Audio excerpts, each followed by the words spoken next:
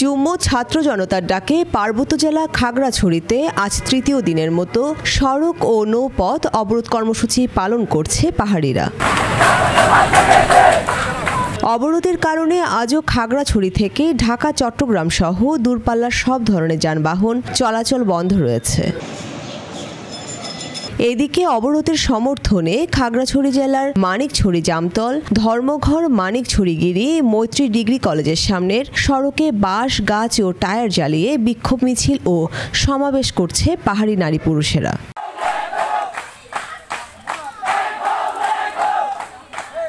তবে গুইমারা রিজিয়ন, সিন্দুকছড়ি সেনা জোন ও মানিকছড়ি ক্যাম্পের সেনাবাহিনীর সদস্যদের কঠোর অবস্থানের কারণে পাহাড়ি অবরোধকারীরা বেশিক্ষণ সড়কে অবস্থান করতে পারেনি। তারা সড়ক ছেড়ে পিছু হটতে বাধ্য হয়েছে। সড়কে অতিরিক্ত পুলিশ মোতায়েন করা হয়েছে। এছাড়া খাগড়াছড়ির কয়েকটি উপজেলায় সড়কের টায়ার জ্বালিয়ে পিকেটিংয়ের খবর পাওয়া গেছে। তবে ওইসব স্থানে পুলিশ, বিজিবি ও সেনাবাহিনীর শক্ত অবস্থানের কারণে পাহাড়ি অবরোধকারীরা সড়কে অবস্থান করতে পারেনি।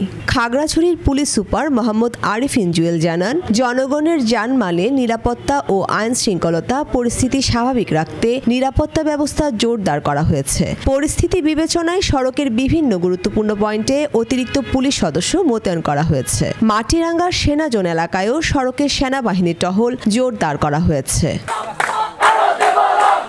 বর্ণিশা চৌধুরী, বাংলাধারা, চট্টগ্রাম।